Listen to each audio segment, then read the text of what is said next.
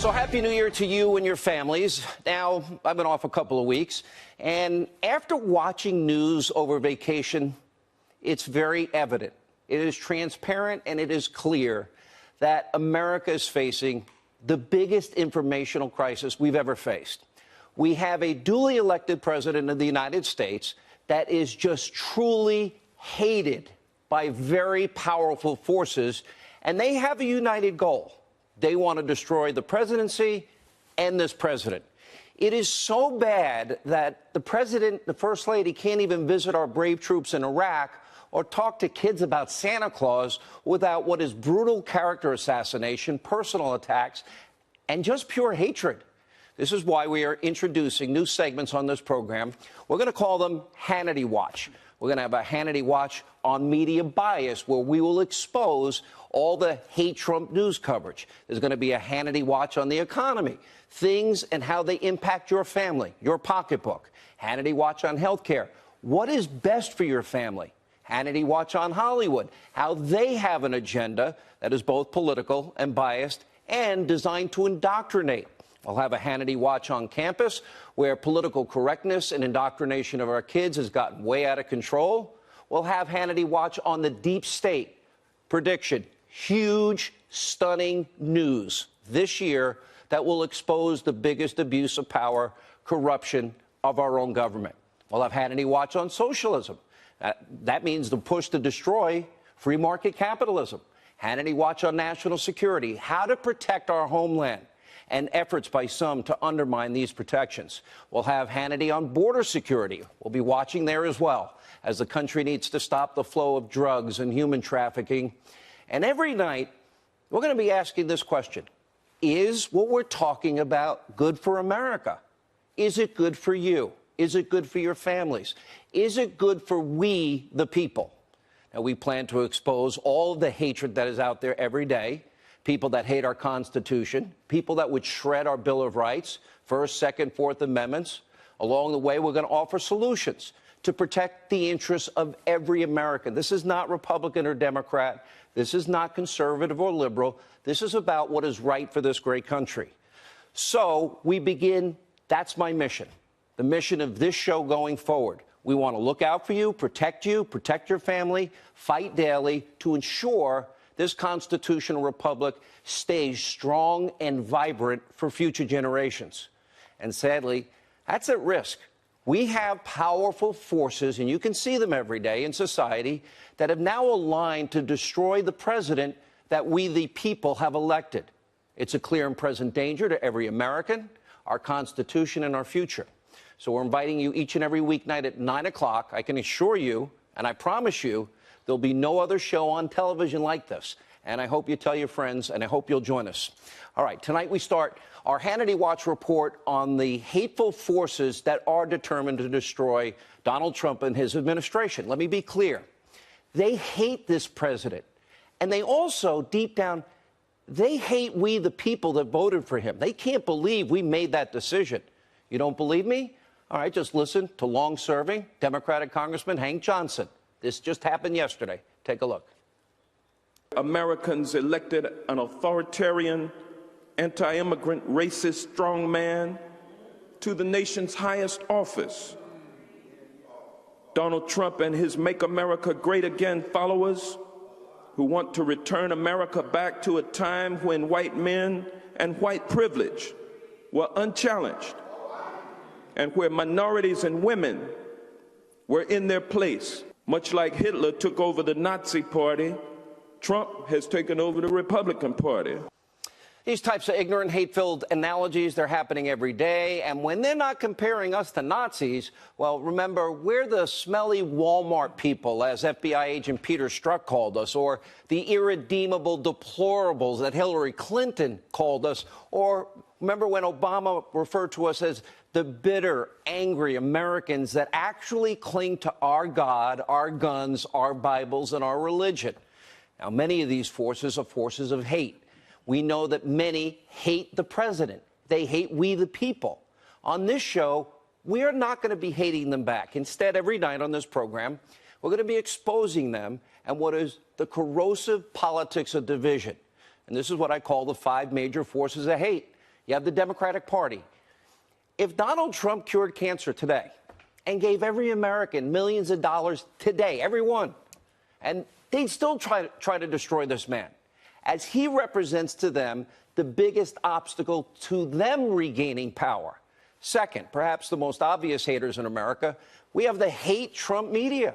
It's now on TV, every newscast, every second of every minute of every hour of every day.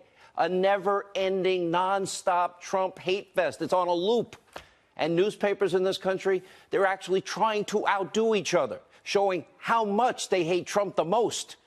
Now, when has the media ever told you about these things, for example? This is what Hannity Watch is all about. What about the president's successes the last 2 years? What about the accomplishments that are scrolling on your screen that we're showing you tonight, night in and night out, things they never talk about? Don't expect the mainstream media to show this report from Real Clear Politics. Look at this, detailing the president's top 10 accomplishments of the year. Promises made, promises kept. His successful appointment. He promised a guy like Brett Kavanaugh. Last year, he got it done for the Supreme Court. Or the squeeze on China for unfair trade practices, intellectual property theft. That's changing. The middle class wage increase, the highest in 12 years. The middle class that the Democrats claim to care about. The U.S. Mexico-Canada trade deal, ending the Iranian nuclear deal, all promises, top accomplishments 2018. When he moved the U.S. Embassy to Jerusalem, smashing ISIS, increasing jobs, the lowest numbers, unemployment numbers for minorities, keeping members of the migrant caravan from pouring into the country. And we can't forget, this is my favorite, America is now the largest oil-producing nation in the world. Not Russia, not Saudi Arabia, the United States of America. And that doesn't include the pipelines being complete. That doesn't include Anwar. That's going to be millions of high-paying career jobs for our fellow Americans. Now, third, forces of hate, the deep state. We already know Hillary Clinton committed multiple felonies. She violated the Espionage Act with top-secret classified information on a private server. We know she obstructed justice. We know she destroyed subpoenaed emails, erased hard drives, broke up phones and BlackBerries and iPhones, etc., with a hammer. We also know powerful people in the FBI and the DOJ purposefully rigged the investigation to give her a pass that nobody else in America would ever get. That is not good for America. That's what we're asking tonight. Is it dangerous? The answer is obvious. Now, all of this allowed Hillary to continue her pursuit of the presidency. Remember, they thought she should win 100 million to zero. It allowed her to funnel money into a law firm, hire an op research firm, hire a foreign national, use dubious Russian sources, collusion, to create a phony debunked dossier on Donald Trump. Well, that's the collusion I guess they were looking for, but don't want to find. And we, of course, have the Russian lies. Never verified, never corroborated, then disseminated to you, we the people, before the 2016 election to influence the outcome of that election in her favor. And those same Russian lies, never verified, were then used by top people in our intelligence community, in the FBI and the Justice Department, to get 4 FISA warrants to spy on a Trump campaign associate both before and after the election, all signed off by top officials. Here's a question tonight.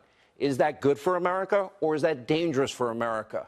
When you have fraud perpetrated on FISA court judges repeatedly, no arrests, no report yet, nobody held accountable, the media ignores the biggest abuse of power, corruption scandal in modern history.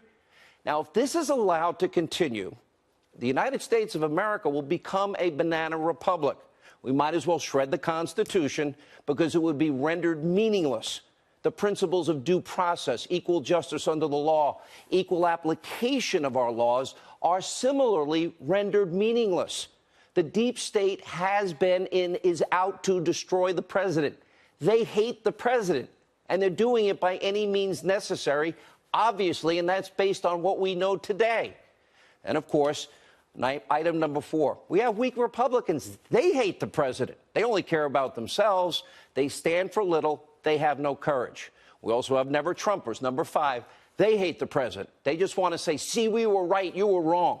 You non-intellectual, blue-collar, hard-working, tax-paying, law-abiding Americans, you did this to us. No, they're trying to undermine a free and fair election. Now, imagine if any American tonight, like Robert Mueller, scrubbed the phones of Trump haters and Russia investigators Strzok and Page.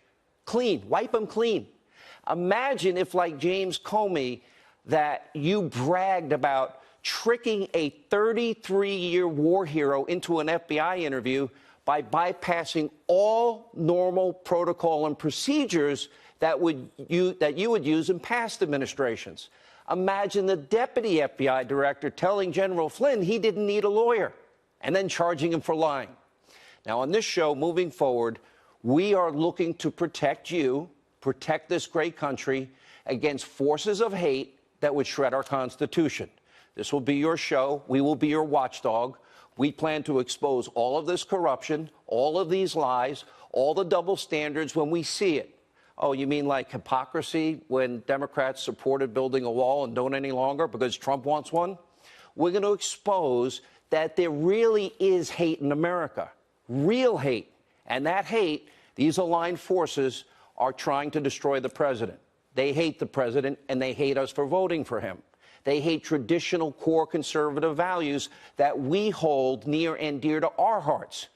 Now, I'll admit this one-hour news program, to be very blunt, this show will be an island unto itself. There will be no other show like it, I promise you. We are dedicated to protecting these deeply held American values, these principles. We're dedicated to telling you the truth about what's really happening in the country. All right, now we turn. Our Hannity Watch on border security tonight. Look at this. A 5-month-old boy will never see his hero father again.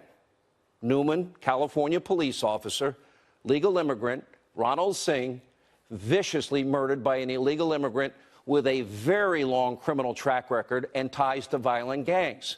Now, the county sheriff, Adam Christensen, said that this horrific crime could not have happened, would have been prevented, if not for California's catch-and-release sanctuary city status. Take a look. I simply want to focus on the fact that this is a criminal illegal alien with prior criminal activity that should have been reported to ICE. We were prohibited, law enforcement was prohibited because of sanctuary laws, and that led to the encounter with Officer Singh. I'm suggesting that the outcome could have been different if law enforcement wasn't restricted, prohibited, or had their hands tied because of political interference. Hands tied because of political interference. Sheriff Christensen is going to be with us tonight in just a moment. But it's very clear, California's far-left lawmakers, they're not listening to the citizens in their own state. We sent Fox News contributor Lawrence Jones to Newman, California, to see what Californians really think about that state's sanctuary policies. Remember, they have criminals that should be deported and handed over to ICE. They set them free. Take a look.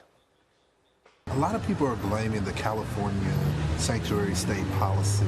Do you agree with that? I think it's the worst thing California's done in a long time. I'm not the big wall person, but I think a sanctuary state is crazy. Sanctuary city policy, it's the stupidest thing that Democrats could have ever done in this country. We're going to show you more of this later in the program tonight. But sadly, what happened in Newman, California is all too common an occurrence. Over the weekend, a 22-year-old man in Knoxville, Tennessee, killed by a suspected illegal immigrant who swerved into oncoming traffic. Just before Christmas, 3 illegal immigrants were indicted for the murder of a man living in Long Island. So many lives have been senselessly lost at the hands of people who never should have ever been in this country, ever, on the federal level. Let me say these statistics really slow so even Nancy Pelosi, who doesn't want to fund a wall and protect American borders, she can understand. Since 2014, 51 murder convictions have been handed down to illegal immigrants, 228 federal assault sentences, nearly 20,000 drug trafficking sentences. On the state level, it's even worse. According to the GAO and their estimates, since 1964, 27,300 arrests for murder have been carried out by illegal immigrants. Over 120,000 sex offenses, nearly 400,000 assault charges, over 1,000 acts of terror. Here's a tough question, and I want people to fully understand this. If people keep getting killed, this 5-month-old boy will never see his father, the hero that got killed this weekend. Because we have people in custody, we know they're here illegally, they commit other crimes, we don't hand them over to ICE, we won't enforce the law and deport them. Well, is Congress going to pay to raise the children of those killed, like in the case of this California officer? Will Congress pay for the children's college education? Will they at least pay for the funeral? Because at some point, they bear some of the burden because these failed government policies are now aiding and abetting criminal activity that otherwise would not happen if we enforced the law, if we protected our borders. And Nancy Pelosi and her fellow Democrats, they are now willing to shut down the government to prevent even a partial funding of a border wall that protects people on both sides. Now, this wall is designed to give border agents more time to apprehend those that want to cross illegally. I'll be the first to concede, probably the vast majority, 99% of people that want to cross into our country, they're looking for a better life for themselves, their families, their children, and an opportunity that they don't have in their own country. I don't blame them. We have a right to know who is coming into this country. We support legal immigration. On New Year's Eve, you had 150 individuals, there's the video, attempting to break across California's border with Mexico. Again, rocks, other projectiles thrown at border agents. And keep in mind, those who successfully cross our border illegally, on average, if they get across, criminal justice system, educational system, healthcare system, it's costing we, the taxpayers, around $70,000 per person. Even top Democrats a few years ago realized the importance of stemming the tide of illegal immigration. Many of them sounded like Donald Trump. Take a look. I voted numerous times when I was a senator to spend money to build a barrier to try to prevent illegal immigrants from coming in. And I do think you have to control your borders. People who enter the United States without our permission are illegal aliens, and illegal aliens should not be treated the same as people who entered the U.S. legally. The American people will never accept immigration reform unless they truly believe that their government is committed to ending future illegal immigration. Those who enter our country illegally and those who employ them disrespect the rule of law. And because we live in an age where terrorists are challenging our borders, we cannot allow people to pour into the U.S. undetected, undocumented, and unchecked. Oh, they sounded like Trump, but now because Trump wants it, they don't want it. Make no mistake, this battle is important. It's about saving lives. It's about stopping illegal immigration and drug trafficking and human trafficking. The president must stay strong on his promise, get that wall fully built. They've started, but we got more to go. I personally would declare this a national security issue, and the commander-in-chief, from my vantage point, he could allocate $5 billion from the military budget and get the job done. If the government stays shut down, essential services, don't let the media scare you, that continues. Social Security checks will go out. The Coast Guard is on duty. Our military branches are on duty, and the people will be taken care of. But the cost of unfettered illegal immigration is too high. The risks are too great.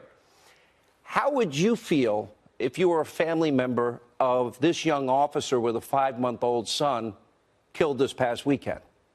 This is an issue literally of life and death. Those drugs, they're headed to small towns and big cities all across America. So to my weak Republican friends in Washington, hold the line, have a backbone, have a spine. You're there to serve the American people.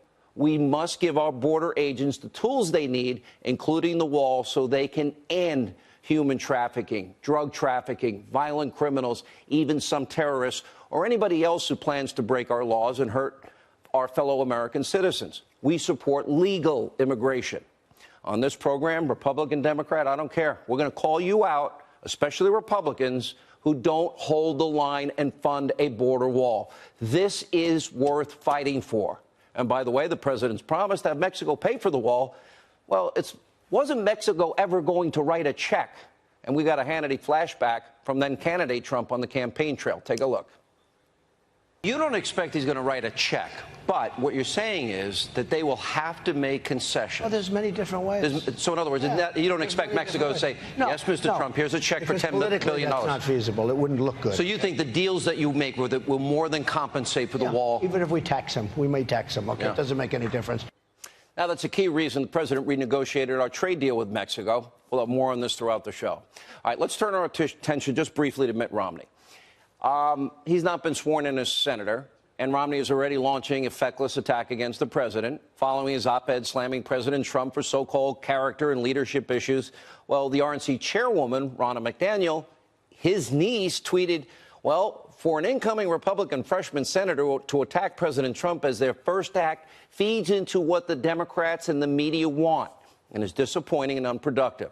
Our friend, the great one, Mark Levin, issued an even dire warning, writing, it's clear Romney will be a destructive force in the Senate, playing to the liberal media, which will praise him and seeking to create a pathway to the presidency.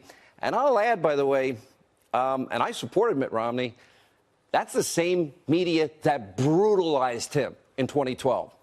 It's sad that he has more interest in cozying up to those people on the left that hated him than sticking up for protecting American citizens. Record low unemployment, American energy independence, securing our borders, issues he says he claims about. Especially the Democrats continue to pursue this radical left agenda. In 90 days, you will know how left they are.